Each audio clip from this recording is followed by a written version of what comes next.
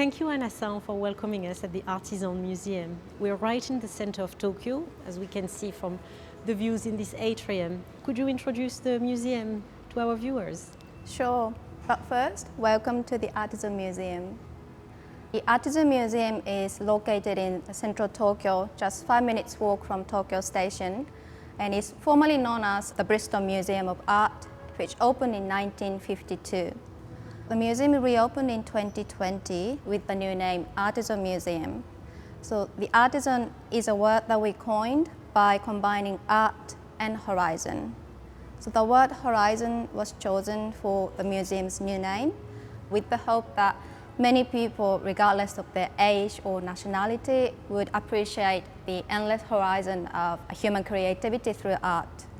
The Artizon is in a 23-story skyscraper called Museum Tower Kyobashi, with the gallery space spanning from the 4th to 6th floors. The collection comprises about 3,000 works of art, and we are well known for its impressionist paintings and modern Western-style Japanese art. We continue to expand our collection to include post-war abstract paintings, Japanese historical paintings, and contemporary art. The collection is indeed very broad, and we're lucky to visit at a time when you have a really special exhibition on, which I think will help us understand the spirit of the museum. The current exhibition is collection-based, featuring 144 works of art displayed across 3 floors. This exhibition is quite unique in the sense that it explores the provenance and stories behind the artworks, like who previously owned it, or who ordered it to make it, or how it was intended to be seen, or why it ended up in the collection. Some of the sections of this exhibition even focuses on the frames of the paintings rather than the painting themselves. Shall we have a look at some of the highlights from the exhibition? Yes, please. What is this special room? So this room is specially made for this exhibition. We installed tatami mats, which are traditional Japanese flooring, and in the center is a sliding door painting called Fusumae in Japanese. So this painting was painted in the 18th century by Maruyama Okyo. Typically, these traditional Japanese paintings are displayed behind glass to protect them from surrounding environment. But this time, we wanted viewers to engage with the artwork in a manner that it reflects how it was initially intended to be experienced. And you even created a special wall light. Yeah, this is huge, and we installed this lighting to mimic the movement of the sun. You might notice that the light changes to actually align with the natural sunlight outside. That's wonderful. So this is the painting by Paul Cézanne, created in the early 1900s, depicting the iconic view of Mont Saint-Victor and Chateau Noir.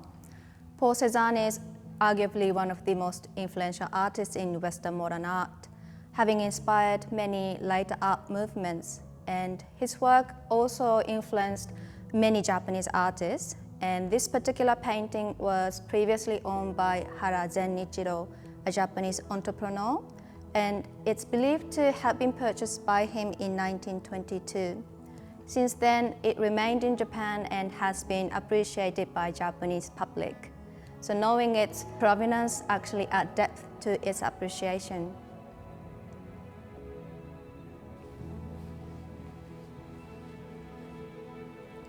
This is a painting by Japanese artist Aoki Shigeru, created in 1904, interestingly around the same time as Paul Cézanne's painting that we saw earlier.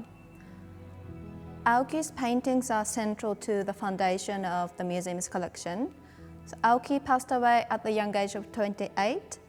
Years later, his fellow painter Sakamoto Hanjiro, who was also a childhood friend of Aoki's, asked Ishibashi Shojiro, the founder of the museum, to collect Aoki's painting because he wanted to preserve Aoki's legacy and also to protect his painting from being dispersed.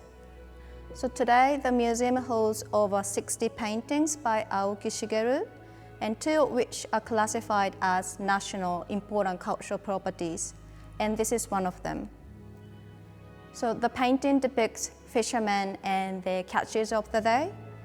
Aoki didn't witness the scene firsthand, but his friend did. So friends told what they saw at the bay, and Aoki was inspired by that story and he painted it with his imagination. Western modern art constitutes a significant part of the museum's collection, and it continues to grow. This painting by Kandinsky is a recent addition to the museum's collection. When you think of Kandinsky, you would often envision his iconic lines, circles, or abstract forms. We do have those classic Kandinsky works, but this painting is quite interesting because it shows a transitional phase in Kandinsky's artistic approach, blending with figurative forms with his exploration of lines and colors. We know what he achieved in his career, and this painting is just as important as his later works because it reveals his innovative approach and hints at what was to come in his later creations.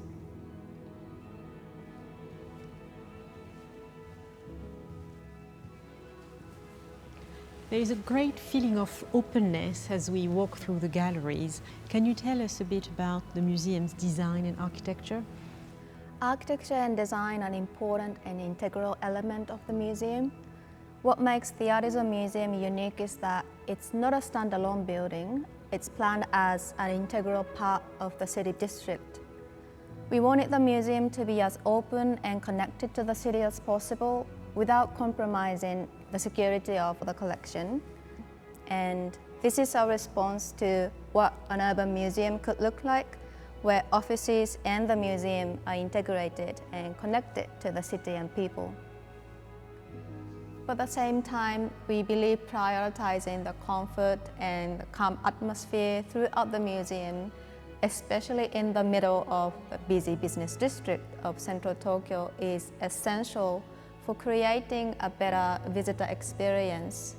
Designing the museum in a way that feels both functional and meaningful can significantly impact how people engage with the art. The museum also presents works from earlier centuries, and I think there is even a room specifically designed for their display. Could we have a look? Of course. Come this way.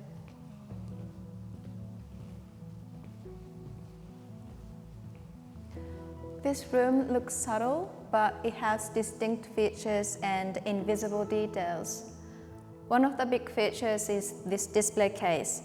So this is the 50-meter wide display case made from a single sheet of ultra-high transparency glass. There is not a single joint on this glass, creates a seamless experience. Another feature is the wall. This wall is painted black, and this is the only room in the entire gallery space that is permanently black. And you can touch the wall and you can tell by the matte texture of the surface. This is made of plaster called shiku in Japanese. To get to this smooth surface required high-skilled craftsmanship. This smooth surface absorbs light and reduces reflections, creates an intimate atmosphere. Anna-san, the museum is actively collecting, so could you show us more recent acquisitions? Of course. Recently, we've acquired paintings by women artists from the 19th and 20th centuries, including Mary Cassatt and Bert Morisot. This focus is particularly important because it highlights the contribution of women artists and plays a crucial role in re-evaluating and enriching the narrative of art history, which has been dominated by male perspectives. These paintings allow us to understand the unique viewpoints and styles that women artists brought to their creation, and offering a more nuanced understanding of the art movements of that time.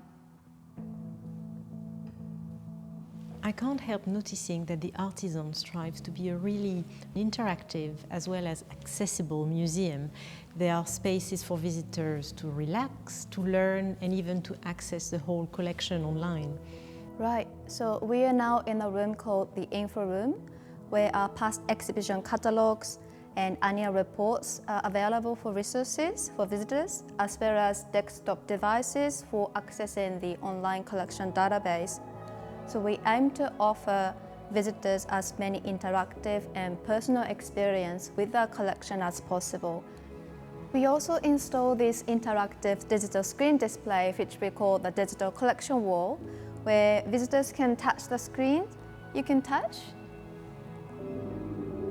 and one of the paintings will pop up, and then you can learn more about the works and engage with them in a playful way.